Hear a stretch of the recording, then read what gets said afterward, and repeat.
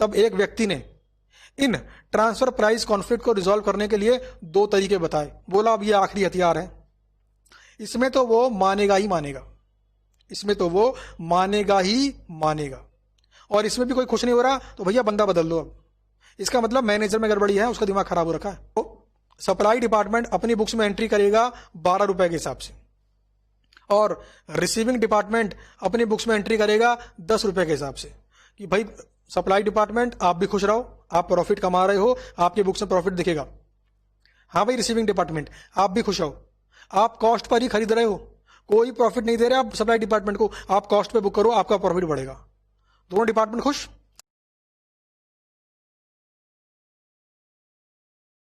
Hello friends, मैं CA पुरुषोत्तम Agarwal, CA inter और CA final में कॉस्टिंग सब्जेक्ट का फैकल्टी।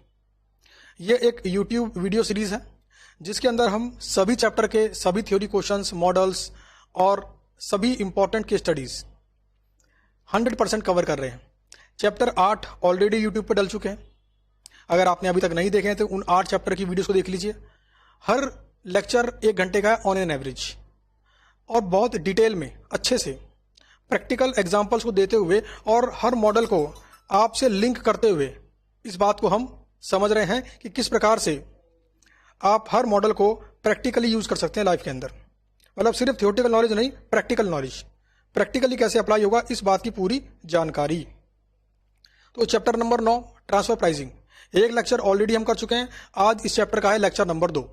तो स्टडी मैट निकाल लो, ट्रांसफर प्राइसिंग चैप्टर, और पेज नंबर 9.13 9.13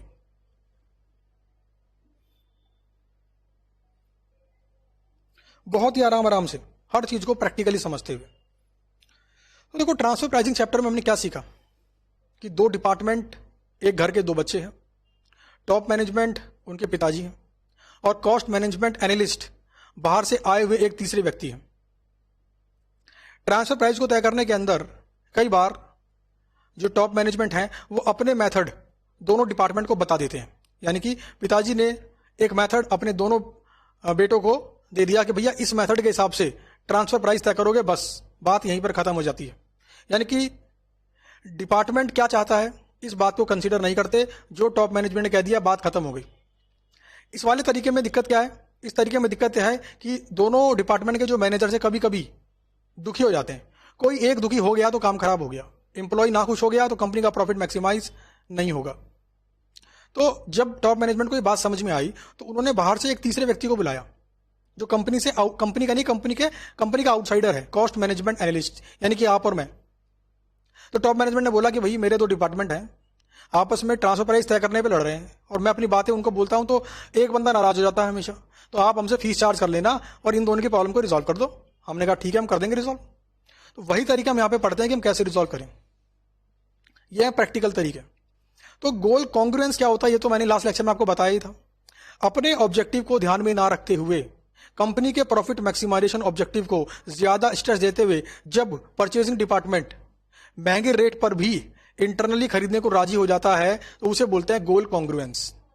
लेकिन देखो यहां पर क्या बात की हमने, यहां पर हमने बोली परचेज डिपार्टमेंट की समझदारी की, यानी जो परचेज डिपार्टमेंट है बड़ा ही इमोशनल है और वो पूरे घर के बारे में सोच रहा है, लेकिन जो सेलर डिपार्टमेंट है वो सिर्फ अपने डिपार्टमेंट के बारे में सोच रहा है, वो सिर्फ अपने बारे में सोच रहा है। तो सेलर डिपार्टमेंट को प्रॉफिट मिल गया, वो वैसे खुश हो गया।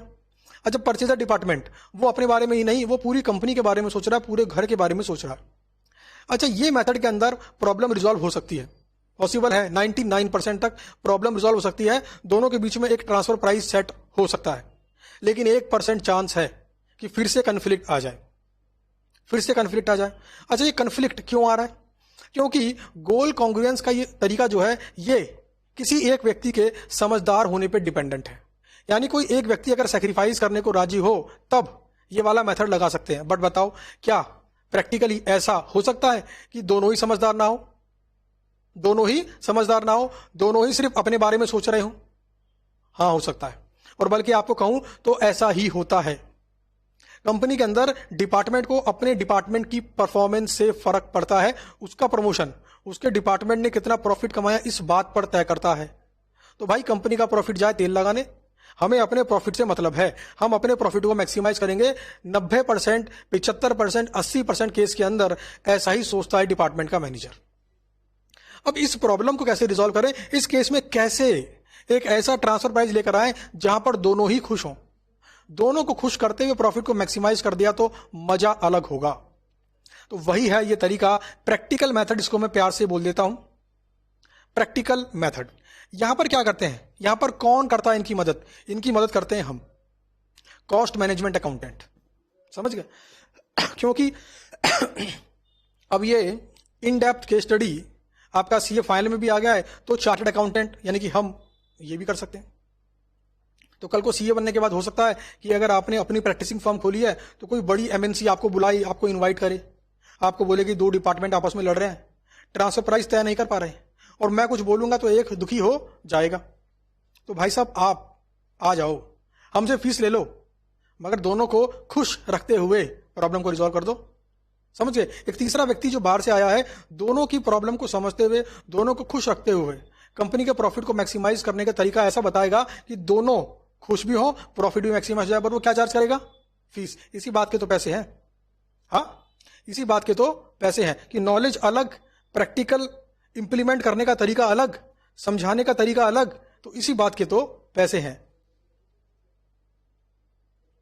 अब बात करेंगे यहां पर डिटेल में, और आपको बता दूं इस टॉपिक के ऊपर एग्जाम में प्रैक्टिकल क्वेश्चन आ सकता है और पहले आ भी चुका है। तो रेंज ऑफ ट्रांसफर प्राइस, जब बाहर से एक व्यक्ति आएगा ना तो वो ये नहीं बोलेगा कि ट्रांसफर प्राइस ये होगा, वो बोलेगा ये होगी रेंज। रेंज, इसके बीच में कोई भी प्राइस तय कर लो भाई साहब, आप भी खुश रहोगे और आप भी खुश रहोगे, दोनों के दोनों खुश रहोगे। तो क्या होती है वो रेंज, इसके बारे में बात करते हैं।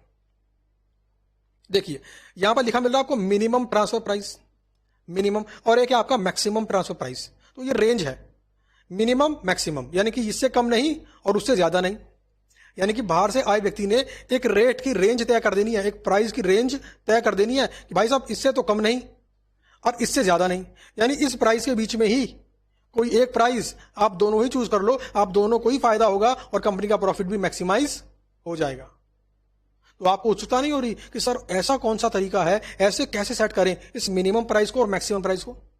हाँ, इसको सेट करने का एक तरीका है। अच्छा पहले मुझे ये बताओ, मिनिमम प्राइस इससे कम पे नहीं दूंगा, ट्रांसफर प्राइस इससे कम करने नहीं दूंगा, ये कौन बोलेगा? ये बोलेगा सप्लाई डिपार्टमेंट। सप्लाई डिपार्टमेंट बोल देगा, देखो तीसरे व्यक्ति को, सप्लाई डिपार्टमेंट का मैनेजर बैठे, उसने बोल दिया कि साहब आप बाहर से आए हो, आप कंपनी से फीस भी चार्ज करोगे, और हमें भी मालूम है कि आप हम दोनों को समझाने के लिए कंपनी में आए हो और हम दोनों को एक रेंज ऑफ ट्रांसफर प्राइस दोगे, बट मैं आपको बता दूं कि एक प्राइस है उससे कम पर मैं इंटरनली ट्रांसफर नहीं करूंगा। तो कॉस्ट मैनेजमेंट एनालिस्ट ने क्या पूछा, अच्छा बताओ जरा कौन सा है वो आपका मिनिमम प्राइस? तो उसने बोला मिनिमम प्राइस मतलब मेरा खर्चा। जस्टिफाइड बात कही। सप्लाई डिपार्टमेंट ने बोला कि एक भी यूनिट अगर बनाकर मैं इंटरनली ट्रांसफर करता हूं तो उसे किसी भी कीमत पर कॉस्ट से कम प्राइस पर नहीं दूंगा, चाहे कुछ हो जाए। 10 रुपए खर्च करके मैं उसको बनाता हूं तो 10 रुपए से कम पर नहीं दूंगा, चाहे कुछ हो जाए। बताओ क्या ये बात सही कर रहा है? क्या सप्लाई डिपार्टमेंट ये बात सही कर रहा है? बिल्कुल सही कह रहा है। ये बात सप्लाई डिपार्टमेंट भी जानता है, वो थर्ड पर्सन जो बाहर से आया वो भी जानता है, परचेजिंग डिपार्टमेंट भी जानता है कि हाँ यार ये बात तो सही कह रहा है, अगर 10 रुपए के बनाने में खर्चा आएगा तो 10 रुपए से कम पर नहीं देगा। फिर सप्लाई डिपार्टमेंट ने बोल दिया सिर्फ खर्चा नहीं प्लस अपॉर्चुनिटी कॉस्ट। अगर इंटरनली ट्रांसफर करने के लिए मुझे अपना रेगुलर प्रोडक्शन रोकना पड़ा, रेगुलर मार्केट सेल रोकनी पड़ी, तो जो वहां पर प्रॉफिट में कमा रहा था वो नहीं कमा पाऊंगा क्योंकि मैं इंटरनली ट्रांसफर करूंगा। और अगर ऐसा हुआ तो जो प्रॉफिट मैं वहां कमा रहा था उस प्रॉफिट को कॉस्ट के रूप में ऐड कर दूंगा और ये प्रॉफिट की रिकवरी भी मैं इनसे करूंगा। बताओ भाई, आप नीचे कमेंट करके बताओ क्या सप्लाई डिपार्टमेंट सही कह रहा है? बिल्कुल सही कह रहा है सप्लाई डिपार्टमेंट। अगर सप्लाई डिपार्टमेंट 10 रुपए खर्च कर रहा है फिनिश गुड्स को बनाने में तो उससे कम में वो नहीं देगा।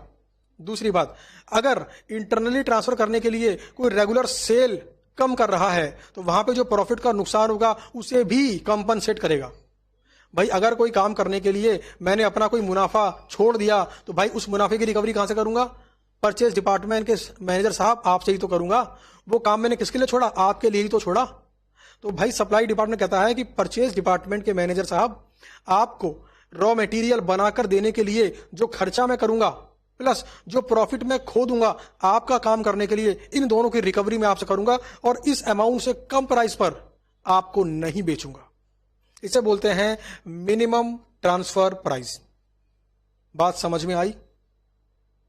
अब बताओ, क्या इस प्राइस पर परचेज डिपार्टमेंट का मैनेजर एग्री करेगा? एग्री करेगा। भाई कोई भी व्यक्ति जब प्रैक्टिकली सोचेगा तो क्या वो नुकसान कर देगा? अपना नुकसान नहीं करेगा। वो गोल्ड कांग्रेस में क्या बोला था मैंने? उसने अपना नुकसान कर लिया, लेकिन यहां पर वो अपना नुकसान नहीं करेगा। अच्छा, थर्ड पर्सन जो आउटसाइडर है कंपनी का, क्या वो सप्लाई डिपार्टमेंट की इस बात को मानेगा? बिल्कुल मानेगा, क्योंकि वो भी जानता है कि ये प्रैक्टिकली ठीक कह रहे हैं। Opportunity cost plus additional cost, इस अमाउंट से कम प्राइस पर ये नहीं ट्रांसफर करेगा। तो यहां बात हो गई सेलर डिपार्टमेंट की। तो सेलर डिपार्टमेंट ने अपनी बात रख दी और सब लोग इस बात पर भी एग्री कर गए कि हाँ जी, ये कॉस्ट प्लस अपॉर्चुनिटी कॉस्ट से कम प्राइस पर तो नहीं बेचेगा इंटरनली भी। अब बात करते हैं परचेजर डिपार्टमेंट की। सेलिंग डिपार्टमेंट का मिनिमम प्राइस तय करने के बाद अब बात होगी परचेज डिपार्टमेंट की। अच्छा, परचेज डिपार्टमेंट क्या बताएगा? Maximum transfer price. और मैक्सिमम मतलब क्या है? कि मैं इससे ज्यादा पे नहीं करूंगा, मैं इससे ज्यादा पे नहीं करूंगा। अच्छा, सबसे पहले बात बताओ कि वो कौन सा प्राइस है जिससे ज्यादा परचेज डिपार्टमेंट कभी पे नहीं करेगा? तो वो है आपका एक्सटर्नल बाय इन प्राइस। अगर मार्केट में 15 रुपए का खरीदता है रॉ मटेरियल, तो क्या बोलेगा परचेज डिपार्टमेंट कि इससे ज्यादा तो मैं पे नहीं करूंगा। हाँ, क्योंकि 15 रुपए ज्यादा पे करूंगा तो मैं तो नुकसान कर रहा हूं अपना, तो मैं इससे ज्यादा तो पे नहीं करूंगा। मैं नहीं हूं उतना समझदार, मैं नहीं मानता गोल्ड कॉन्ग्रुएंस को, इससे ज्यादा तो मैं पे नहीं करूंगा। साथ में एक कंडीशन और लगा दी कि जितने का मार्केट में बेचता हूं, कौन बेचता है? ये परचेज डिपार्टमेंट। परचेज डिपार्टमेंट ने बोला कि जितने का मार्केट में मैं बेचता हूं, जितने का मार्केट में फिनिश गुड्स को बनाकर बेचता हूं, उसमें से माइनस कर दो फर्दर प्रोसेसिंग कॉस्ट। यानी कि अगर इंटरनली मैंने खरीदा, इंटरनली खरीदने के बाद उस पर कुछ खर्चा करना पड़ता है, इंटरनली खरीदने के बाद उस पर कुछ खर्चा करना पड़ता है, यानी कि सेलर डिपार्टमेंट से खरीदने के बाद एज इट इज यूज नहीं होता, उस पर कुछ खर्चा करना पड़ता है और खर्चा करने के बाद फिर मार्केट में सेल करते हैं। तो क्या बोल दिया कि मैक्सिमम प्राइस मेरा कितना है? Market price. बट एक कंडीशन और लगा दी कि जितने का मैं मार्केट में बेचता हूं माइनस मेरी फर्दर प्रोसेसिंग कॉस्ट, माइनस मेरी फर्दर प्रोसेसिंग कॉस्ट। मान लीजिए डिपार्टमेंट जो परचेसिंग डिपार्टमेंट है, परचेसिंग डिपार्टमेंट जो है वो मार्केट में बेचता है, मार्केट से खरीदता है 15 रुपए पर यूनिट के प्राइस पर, 15 रुपए के पर यूनिट प्राइस पर। तो ये क्या है इसका? External buy in price. External buy in price, जिस रेट पर यह मार्केट से खरीद रहा है, जिस रेट पर यह मार्केट से खरीद रहा है। अच्छा, दूसरा क्या बोला इसने? जितने का ये मार्केट में बेचता है, ध्यान देना जरा। तो बोला भैया कि मैं 20 रुपए का मार्केट में बेचता हूं, मैं 20 रुपए का मार्केट में बेचता हूं, और अगर मैं इंटरनली खरीदता हूं तो मुझे 5 रुपए खर्च करने पड़ते हैं, तब जाके 20 रुपए का बेचता हूं। तो ये कितना हो गया? 15 रुपए। बाई चांस से हो गया 15, यहां पे लेता हूं मैं 6 रुपए, इसे मैं करता हूं 6 रुपए, तो ये कितना आ गया? 14 रुपए। तो इसने क्या बोला? 20 रुपए का मार्केट में बेचता हूं और अगर मैं इंटरनली खरीदूं तो 6 रुपए खर्च करने पड़ेंगे, तब जाके 20 रुपए का बेच पाऊंगा। परचेजर 2 कंडीशन लगा रहा है। पहली कंडीशन लगा चुका है वो। पहली कंडीशन क्या है कि जिस रेट पर मटेरियल अभी मार्केट से खरीद रहा हूं उससे ऊपर तो नहीं दूंगा, तो हमने बोला कितने खरीद रहे हो भैया? उसने बोला 15 रुपए खरीद रहा हूं मैं। हमने कहा ठीक है, इसका मतलब है कि 15 से ऊपर तो आप नहीं दोगे, बात मान गए। परचेज डिपार्टमेंट फिर बोला सुन लो, मेरी एक और कंडीशन है, मेरी 2 कंडीशन है। पहली क्या है कि जिस रेट पर मार्केट से खरीद रहा हूं उससे ऊपर तो नहीं दूंगा। दूसरी कंडीशन और है, उसने बोला कि अगर मैं इंटरनली खरीदता हूं तो उसको बेचने योग्य बनाने के लिए उसको सेलेबल कंडीशन में लाने के लिए मेरे को 6 रुपए खर्च करने पड़ते हैं, मेरे को 6 रुपए खर्च करने पड़ते हैं। इसका मतलब है कि 20 रुपए का तब मार्केट में बिकता है, तो 20 रुपए माइनस 6 रुपए, यानी कि 14 रुपए से ज्यादा पे नहीं करूंगा। बताओ ऐसा क्यों बोला उसने? इसका मतलब है मार्केट से लेकर वो तुरंत बेच पा रहा है कम खर्चे पर, लेकिन अगर इंटरनली खरीदता है तो खर्चा उसका ज्यादा है।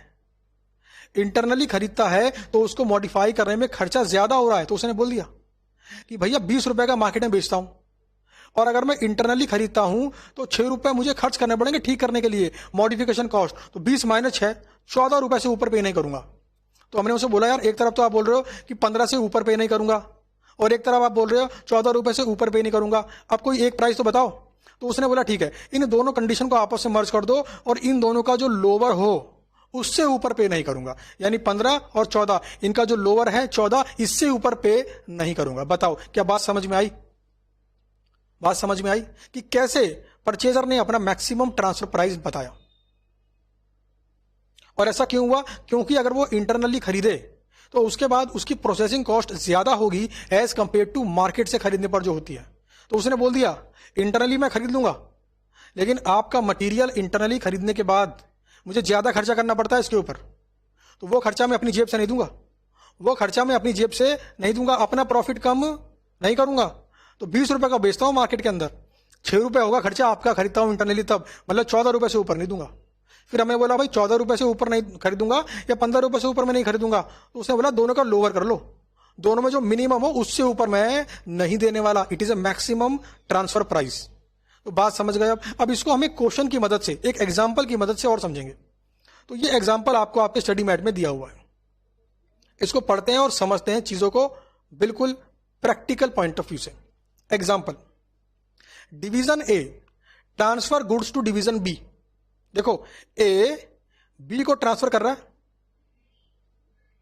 Division A incurs marginal cost of ₹10 per unit, यानी कि डिवीजन ए 10 रुपए खर्च करता है बनाने के अंदर, and division B incurs marginal cost of ₹5 per unit to process it further.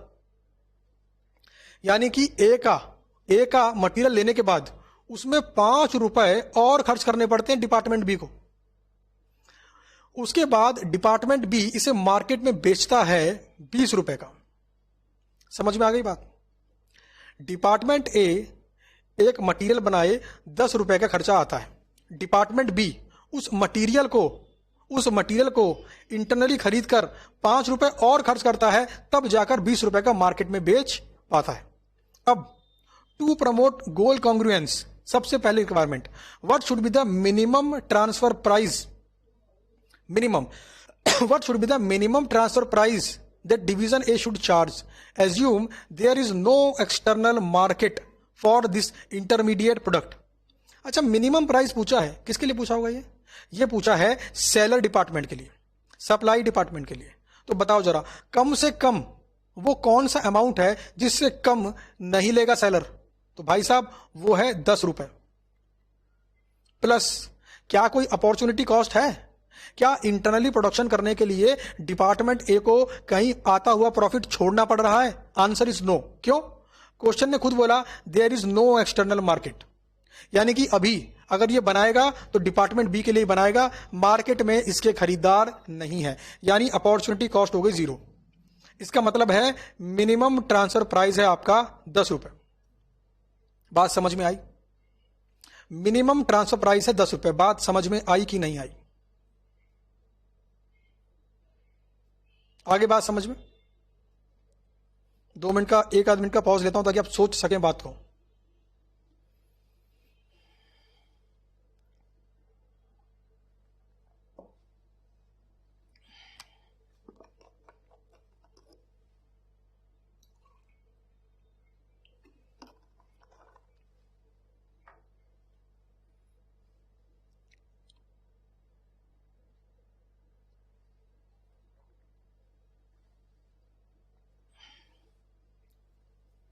बताओ भाई, बात समझ में आ गई? रिक्वायरमेंट नंबर 2, रिक्वायरमेंट नंबर 2 बहुत ध्यान समझना, ये परचेजर के पॉइंट ऑफ व्यू से है। इफ डिपार्टमेंट बी यानी कि purchaser department can by the immediate part externally for ₹14 per unit and 18 per unit. यानी यहां पर दो अलग अलग केस दे रखे हैं।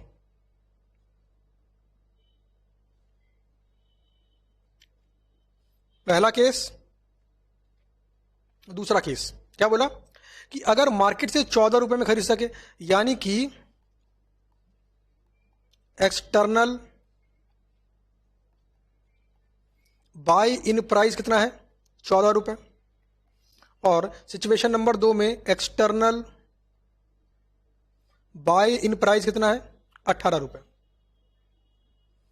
अच्छा बताओ जरा, यहां पर मैं थोड़ा रुकता हूं, बताओ क्या ये मैक्सिमम ट्रांसफर प्राइस है? नहीं, अभी तो ये एक कंडीशन हुई है। एक दूसरी कंडीशन भी थी परचेजर की, वो क्या थी कि अगर इंटरनली खरीदता हूं तो कुछ खर्चा करना पड़ता है मेरे को। अगर सिचुएशन ऐसी है कि मुझे कुछ खर्च करना पड़ता है तो सेलिंग प्राइस से वो खर्चा माइनस कर दो, उससे ऊपर पे नहीं करूंगा।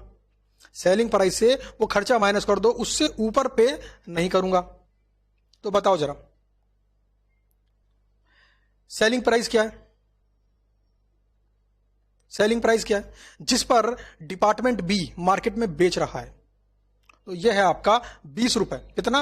20 रुपए माइनस, अगर डिपार्टमेंट ए से इंटरनली खरीदता है कितना खर्च करना पड़ेगा बताओ जरा? 5 रुपए। क्वेश्चन में लिखा था ये रे 5 रुपए, तो यहां पे कर दो -5। ये क्या है? Expenditure, further processing cost. क्या? Further processing cost.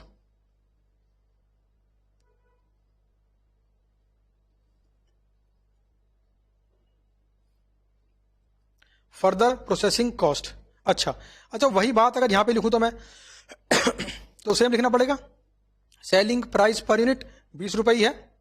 अच्छा, फर्दर प्रोसेसिंग कॉस्ट 5 रुपए ही है। तो बताओ जरा कितना आ गया? ये आ गया 15।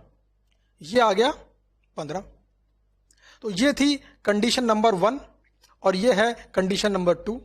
ये है कंडीशन नंबर 1 और ये है कंडीशन नंबर 2। तो बताओ जरा, पहली सिचुएशन के अंदर कंडीशन नंबर 1 क्या बोलती है? 14 रुपए से ज्यादा पे नहीं करूंगा, 15 रुपए से ज्यादा पे नहीं करूंगा। तो हमने बोला भैया कोई एक दाम बोलो, तो उसने बोला दोनों का लोअर ले लो। इसका मतलब है दोनों का लोअर कितना? 14 रुपए। तो कहता है 14 रुपए से ज्यादा पे नहीं करूंगा। सिचुएशन नंबर 1, 14 रुपए से ज्यादा पे नहीं करूंगा। इसका मतलब क्या हुआ? इसका मतलब क्या हुआ? एक मिनट जरा मिटा लूं, ये लास्ट क्लास का है।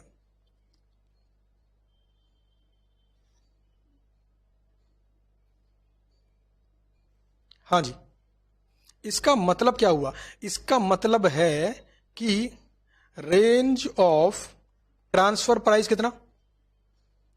सेलर क्या बोल रहा था? 10 रुपए से कम में नहीं बेचूंगा। बायर क्या बोल रहा है? 14 रुपए से ऊपर पे नहीं करूंगा।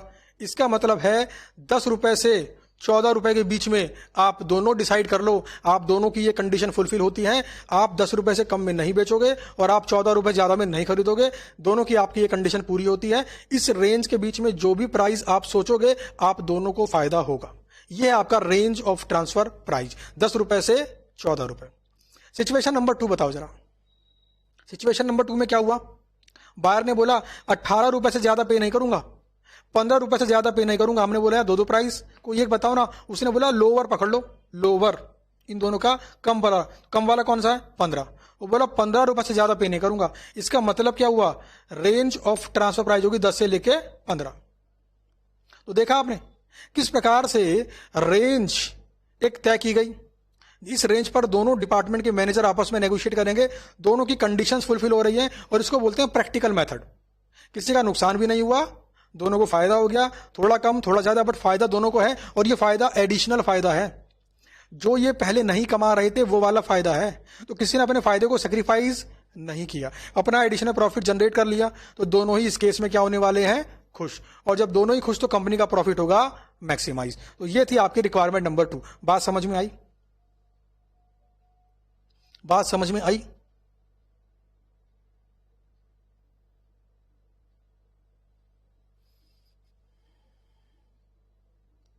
सही है। तो ये था आपका रिक्वायरमेंट नंबर 2।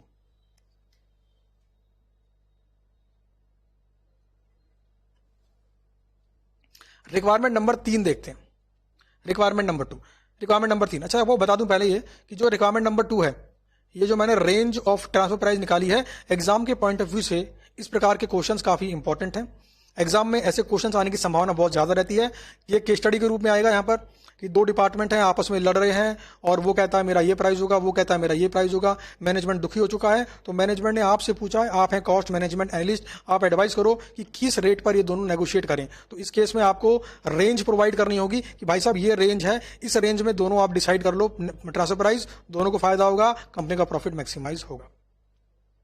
अच्छा आगे बढ़ने से पहले आपको बता दूं एक चीज, टेक्निकल वर्ड्स बता दूं आपको, ध्यान दीजिए जरा।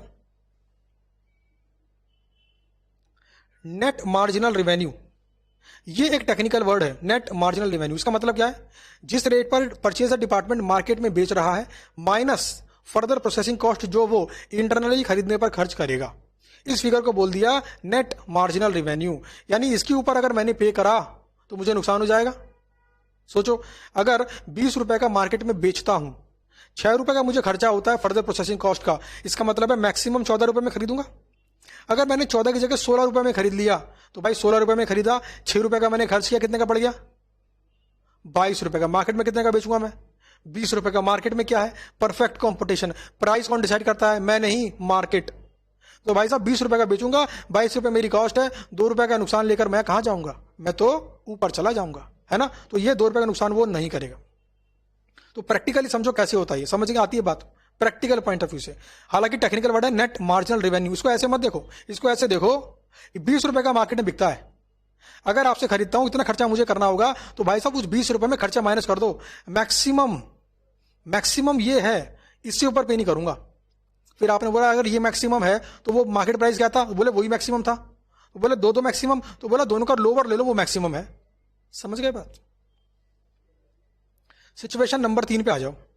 Situation number 3, assume that intermediate goods of division A can be sold at ₹12 per unit. ओहो, 10 रुपए का खर्चा आ रहा था एक यूनिट को बनाने में, 12 रुपए का मार्केट में ये बेच रहे थे।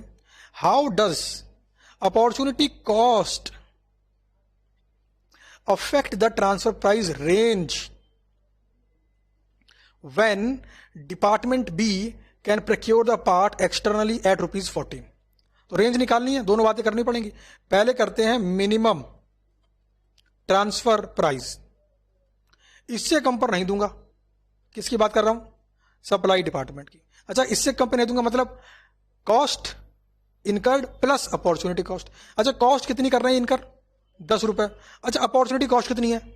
2 रुपए। अगर मार्केट में नहीं बेचेंगे और इनको बेचेंगे तो 2 रुपए का प्रॉफिट जो वहां पर कमाते अब नहीं कमाएंगे, तो उसको कॉम्पनसेट किससे करेंगे? वो 2 रुपए आप किससे लेंगे? परचेजर से।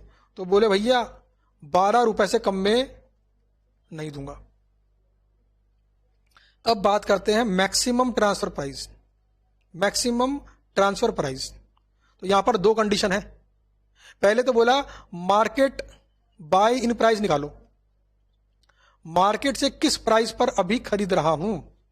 तो यहां पे लिखा है मार्केट से 14 रुपए में खरीद रहे हैं, तो ये लो 14 रुपए। और 14 रुपए में मार्केट से खरीद रहे हैं। अच्छा, और में क्या आएगा? मार्केट में कितने का बिकता है? 20 रुपए का। मार्केट में कितने का बिकता है? 20 रुपए का। अच्छा, कितनी है फर्दर प्रोसेसिंग कॉस्ट? 5 रुपए। कितना आ गया? 15। इन दोनों में लोअर कितना है? ₹14। इसका मतलब रेंज क्या होगी? Range of transfer price. तो भाई साहब दोनों के दोनों लोग 12 रुपए से 14 रुपए के बीच में कोई भी प्राइस तय कर लो, दोनों को फायदा होगा, दोनों को नुकसान नहीं होगा, दोनों का फायदा इंक्रीज करेगा। तो ये है रिक्वायरमेंट नंबर 3 की, range of transfer price.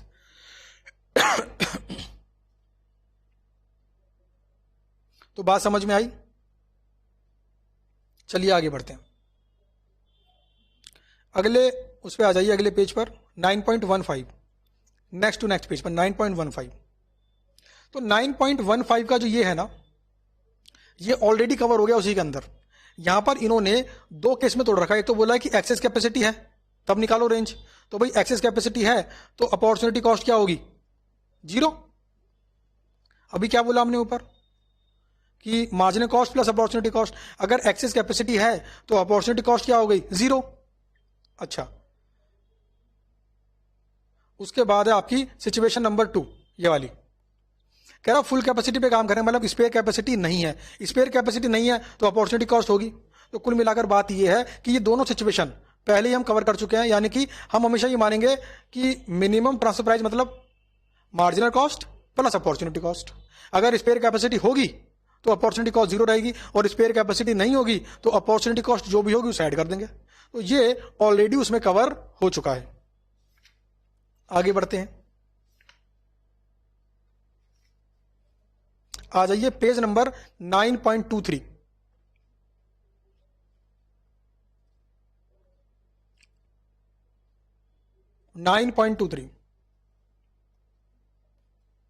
Proposals for resolving transfer price conflict, बहुत ही इंपॉर्टेंट टॉपिक है। एग्जाम में इसके ऊपर केस स्टडी का क्वेश्चन आ सकता है, बहुत ही अच्छा टॉपिक है। और आपको लग रहा होगा सर ट्रांसफर प्राइस कॉन्फ्लिक्ट क्या अभी भी बचे हैं, क्या अभी भी हम प्रैक्टिकल मेथड को समझाने के बाद भी उन दोनों के कॉन्फ्लिक्ट को रिजॉल्व नहीं कर पाए? हाँ जी। तो ऐसा क्यों हो रहा है, सुनो जरा।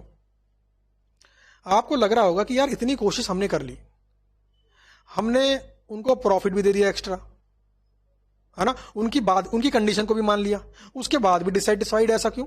Human nature. जब हमने रेंज दी तो रेंज देके हमें क्या लगा, 10 रुपए से 12 रुपए के बीच में तय कर लो।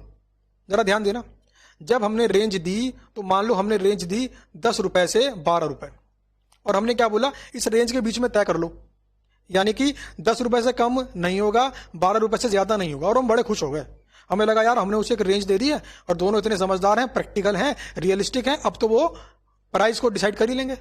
लेकिन इसमें भी झगड़ा हो गया। परचेजर डिपार्टमेंट बोला कि 10.5 रुपए में दे दो, परचेजर डिपार्टमेंट बोला 10.5 रुपए में दे दो, सप्लाई डिपार्टमेंट बोला 11.5 में ले लो। वो कह रहा है 10.5 में दे दो, वो कह रहा है 11.5 में ले लो। लो भैया, इतनी मेहनत करने के बाद भी ऐसा हो गया कि ये डिपार्टमेंट आपस में अभी भी लड़ रहे हैं। अब ऐसे में क्या करोगे आप? पॉसिबिलिटी है कि रेंज ऑफ ट्रांसफर प्राइस देने के बाद भी दोनों डिपार्टमेंट के मैनेजर्स आपस में लड़ते रहें। और हमारा काम क्या है? एक सही डिसीजन लेते हुए प्रॉब्लम को रिजॉल्व करना। जरा ध्यान देना, आज के 20 साल पहले, 25 साल पहले ट्रांसफर प्राइस तय करता था पिताजी, यानी कि टॉप मैनेजमेंट। टॉप मैनेजमेंट ने आके बोल दिया transfer price equal to market price, बात खत्म, दोनों को फॉलो करना पड़ेगा। फिर जमाना बदला, दादाजी ने कहा नहीं, मार्केट प्राइस थोड़ा ज्यादा हो जाता है, ट्रांसफर प्राइस मतलब वेरिएबल कॉस्ट मान लो। दोनों ने मान तो लिया, मगर सप्लाई डिपार्टमेंट अनहैप्पी हो गया, उसे बड़ा दुख हुआ कि मुझे तो कोई प्रॉफिट ही नहीं मिल रहा। फिर टॉप मैनेजमेंट ने बोला कि यार ये तरीका भी फ्लॉप हो गया, transfer price equal to standard cost. अब भी सप्लाई डिपार्टमेंट दुखी हो गया, बोला प्रॉफिट तो अभी भी नहीं है, मैनिपुलेशन करना पड़ेगा, गलत काम करना पड़ेगा, मतलब प्रॉफिट नहीं मिल रहा। फिर टॉप मैनेजमेंट ने कहा कि transfer price equal to full cost plus profit. Supply department खुश हो गया कि हाँ जी, अब टॉप मैनेजमेंट ने मेरी बात मानी। लेकिन जैसे ही टॉप मैनेजमेंट ने इसकी बात मानी, अब परचेज डिपार्टमेंट दुखी हो गया, बोला ये तो मार्केट प्राइस है, मुझे क्या फायदा हुआ? तो ठीक है, फिर जो आप कह रहे हो वही कर लूंगा, मुझसे मत पूछना साल के आखिरी में कि मैंने कितना प्रॉफिट कमाया। मैं नहीं बताऊंगा आपको मैंने कितना प्रॉफिट कमाया, आप मेरे बारे में तो सोच ही नहीं रहे, आप तो बस सप्लाई डिपार्टमेंट के बारे में सोच रहे हो, आपको मेरे बारे में कहां सोचा। अब टॉप मैनेजमेंट परेशान हो गया, यार अगर ये फॉर्मूला लगाऊं तो ये दुखी, ये बोलूं तो ये दुखी, तो मैं क्या करूं, मेरे बात समझ नहीं आ रही। तो उसने मार्केट से एक थर्ड पर्सन को बुलाया, कॉस्ट मैनेजमेंट एनालिस्ट को बुलाया, बोला भैया मैं तो हो गया हूं परेशान, अब आप इन दोनों को समझाओ। बाहर से आया व्यक्ति बोला मैं तो समझा दूंगा, मैं तो अपनी बात इनको समझा दूंगा। उसने कहा रेंज ऑफ ट्रांसफर प्राइस। हाँ जी परचेज डिपार्टमेंट आपकी कंडीशन ही पूरी करवा दूंगा, हाँ जी सप्लाई डिपार्टमेंट आपकी कंडीशन ही पूरी करवा दूंगा और दोनों को खुश कर दूंगा। लेकिन भाई साहब रेंज देने के बाद भी देखो आप कैसे लड़ रहे हैं, परचेज डिपार्टमेंट के मैनेजर और सप्लाई डिपार्टमेंट के मैनेजर। इतना सब कुछ कर लेने के बाद भी दोनों में दिक्कतें हैं। अब इन दिक्कतों को सॉल्व करने के लिए जब टॉप मैनेजमेंट दुखी हो गया, तब एक व्यक्ति ने इन ट्रांसफर प्राइस कॉन्फ्लिक्ट को रिजॉल्व करने के लिए 2 तरीके बताए। बोला अब ये आखिरी हथियार है, इसमें तो वो मानेगा ही मानेगा, इसमें तो वो मानेगा ही मानेगा, और इसमें भी कोई खुश नहीं हो रहा तो भैया बंदा बदल दो। अब इसका मतलब मैनेजर में गड़बड़ी है, उसका दिमाग खराब हो रखा है, उसको बदल दो। तो अब ये आखिरी 2 तरीके हैं। अगर अभी भी कॉन्फ्लिक्ट खत्म नहीं हुआ तो भाई साहब मैनेजर को बदल दो, ये दिमाग खराब कर देगा आपका। तरीका नंबर 1। अच्छा, किसने लिखे ये मेथड? नाम नहीं है। तरीका number 1, dual rate transfer pricing system. Dual rate transfer pricing system मतलब एक ही ट्रांसफर को 2 अलग अलग प्राइस पर रिकॉर्ड करेंगे। ओहो, एक ही ट्रांजैक्शन को 2 अलग अलग प्राइस? हाँ जी, 2 ट्रांसफर प्राइस। अब क्योंकि यहां पर 2 ट्रांसफर प्राइस हैं, इसीलिए इसको बोलते हैं dual rate transfer pricing system. 2 है transfer price. Supply division record transfer price at including normal profit. समझ गए? सप्लाई डिपार्टमेंट बोलता है कि मैंने कॉस्ट प्लस प्रॉफिट पर बेचा है। सप्लाई डिपार्टमेंट जब अपने डिपार्टमेंट की एंट्री करेगा तो बोलेगा मैंने कॉस्ट प्लस प्रॉफिट पर बेचा है। यह है पहला ट्रांसफर प्राइस। अच्छा, रिसीविंग डिपार्टमेंट क्या बोलेगा? रिसीविंग डिपार्टमेंट बोलेगा मैंने कॉस्ट पर खरीदा है। देख रहे हैं आप? अगर 10 रुपए की कॉस्ट है और 2 रुपए का प्रॉफिट सप्लाई डिपार्टमेंट कमाना चाहता था, तो सप्लाई डिपार्टमेंट अपनी बुक्स में एंट्री करेगा 12 रुपए के हिसाब से, और रिसीविंग डिपार्टमेंट अपनी बुक्स में एंट्री करेगा 10 रुपए के हिसाब से। कि भाई सप्लाई डिपार्टमेंट आप भी खुश रहो, आप प्रॉफिट कमा रहे हो, आपकी बुक्स में प्रॉफिट दिखेगा। हाँ भाई रिसीविंग डिपार्टमेंट आप भी खुश रहो, आप कॉस्ट पर ही खरीद रहे हो, कोई प्रॉफिट नहीं दे रहे आप सप्लाई डिपार्टमेंट को, आप कॉस्ट पे बुक करो, आपका प्रॉफिट बढ़ेगा। दोनों डिपार्टमेंट खुश। अब इनमें जो डिफरेंस आ गया 2 रुपए का, इसको एक एंट्री पास करके साल के आखिरी में रिमूव कर दिया जाता है, इलिमिनेट कर दिया जाता है इसके इंपैक्ट को। तो इसे बोलते हैं dual rate transfer pricing method. Same transaction 2 अलग अलग प्राइस पर दोनों डिपार्टमेंट रिकॉर्ड करते हैं। सप्लाई डिपार्टमेंट करता है कॉस्ट प्लस प्रॉफिट पर कि मैंने 12 रुपए के हिसाब से बेचा है, और रिसीविंग डिपार्टमेंट बोलता है मैंने 10 रुपए के हिसाब से खरीदा है। तो देखा आपने, प्रॉफिट वाला बंदा भी खुश, जा तू खुश रह, तूने प्रॉफिट कमाया, और खरीदार भी खुश कि भाई 10 रुपए पे तूने खरीद के लूट लिया उसको कॉस्ट पे ही खरीद के तूने उसे लूट लिया है, तो तू भी खुश, दोनों खुश। Dual rate transfer pricing system. तो ये है आखिरी हथियार दोनों के बीच की प्रॉब्लम को रिजॉल्व करने का, कि आप दोनों से बात नहीं करनी, हाँ तू भैया सेल पे रिकॉर्ड कर, तू प्रॉफिट मान ले तूने प्रॉफिट कमाया, और भाई तू मान ले कि तूने कॉस्ट पे खरीदा। Problem resolve. अब आता है 2 पार्ट ट्रांसफर प्राइसिंग मॉडल। आपको लगेगा यार सर अभी भी कुछ रह गया क्या, अभी भी प्रॉब्लम रिजॉल्व नहीं हुई क्या? तो प्रॉब्लम तो रिजॉल्व हो गई है, प्रॉब्लम तो रिजॉल्व हो गई है, लेकिन ये एक और ऑल्टरनेट है जिसकी मदद से आप दोनों की बीच की प्रॉब्लम को रिजॉल्व कर सकते हो। यहां पर क्या होता है, यहां पर सिंगल ट्रांसफर प्राइस होता है, यहां पर सिंगल ट्रांसफर प्राइस होता है। पहले वाले में 2 ट्रांसफर प्राइस थे, यहां पर सिंगल ट्रांसफर प्राइस होता है, और वो ट्रांसफर प्राइस क्या होता है, variable cost plus lump sum charge. आपको लग रहा होगा सर ये तो वही आ गया, वेरिएबल कॉस्ट प्लस प्रॉफिट। हाँ वही है, बट यहां पर प्रॉफिट नहीं है, कुछ पोर्शन दिया है फिक्स कॉस्ट का, कुछ पोर्शन दिया है फिक्स कॉस्ट का। सप्लाई डिपार्टमेंट ने बोला कि सर 10 रुपए मेरी वेरिएबल कॉस्ट है, 2 रुपए मेरी फिक्स कॉस्ट है, और मार्केट में 3 रुपए का प्रॉफिट बेचकर मैं 15 रुपए के सेलिंग प्राइस पर बेचता हूं। तो सेकंड वाले मेथड में क्या बोल रहे हैं, 2 पार्ट ट्रांसफर प्राइसिंग मॉडल में क्या बोल रहे हैं कि 10 रुपए प्लस इस 2 रुपए में कुछ जोड़ लो, यहां पर 2 रुपए में 2 रुपए कुछ रिकवरी कर लो, मतलब 10 रुपए प्लस 1 रुपए, 10 रुपए प्लस 1 रुपए कितना हो गया, 11 रुपए। तो इसलिए बोलते हैं 2 पार्ट, क्योंकि यहां पर ट्रांसफर प्राइस को निकालने के लिए हमने 2 पार्ट में निकाला है। एक जोड़ा है वेरिएबल कॉस्ट और एक जोड़ा है लमसम चार्ज। लमसम चार्ज मतलब फिक्स कॉस्ट की थोड़ी सी रिकवरी, फिक्स कॉस्ट की थोड़ी सी रिकवरी। समझ में आ गई बात? सब इन दोनों बताओ, इन दोनों के अंदर बेस्ट मेथड कौन सा है? इन दोनों के अंदर नीचे कमेंट करके बताओ वीडियो के अंदर इन दोनों मेथड में बेस्ट मेथड कौन सा है। देखो, 2 पार्ट ट्रांसफर प्राइसिंग मॉडल के अंदर फिर झगड़ा हो सकता है। सबसे बेस्ट है dual rate transfer pricing system. भाई अगर 10 के 12 दे भी दिए तो क्या हो गया, पैसा तो कंपनी में ही घूम रहा है, कंपनी के पास ही तो पैसा है, कंपनी के एक डिपार्टमेंट ने दूसरे को दिया, हाँ तो कंपनी के पास ही तो है। तो सबसे बेस्ट मेथड है dual rate transfer pricing method. तो एग्जाम में इसके ऊपर आती है केस स्टडी। तो ये केस स्टडी का एक क्वेश्चन है। इसके अंदर क्या हुआ था, आपको पूरा केस स्टडी बताया, प्रॉब्लम बताई, और आखिरी में रिक्वायरमेंट क्या होगी, आखिरी में होगी discuss transfer pricing methods to overcome performance evaluation conflict. कुल मिलाकर क्या करना है, आपको दोनों मेथड के बारे में लिख देना है, बात खत्म। तो यह है आपका वो तरीका जिससे आखिरी के अंदर ट्रांसफर प्राइसिंग के कॉन्फ्लिक्ट को रिजॉल्व कर दिया जाता है। दो डिपार्टमेंट जो आपस में लड़ रहे थे उनको सेट कर दिया जाता है, उनको खुश कर दिया जाता है कि ठीक है भैया, सेलर डिपार्टमेंट आपने प्रॉफिट कमाया है, परचेजर डिपार्टमेंट आपने कॉस्ट पे खरीद कर उसको लूट लिया है, अब तो खुश रहो, अब तो चुप बैठो, शांत बैठो। तो ये है तरीका मेथड का, इस मेथड का। ये चैप्टर आपका यहां पर हो गया जी कंप्लीट। और एग्जाम के पॉइंट ऑफ व्यू से दोनों को दोनों मेथड जिनके बेस पर ट्रांसफर प्राइस कॉन्फ्लिक्ट को रिजॉल्व करते हैं, ये ज्यादा इंपॉर्टेंट है।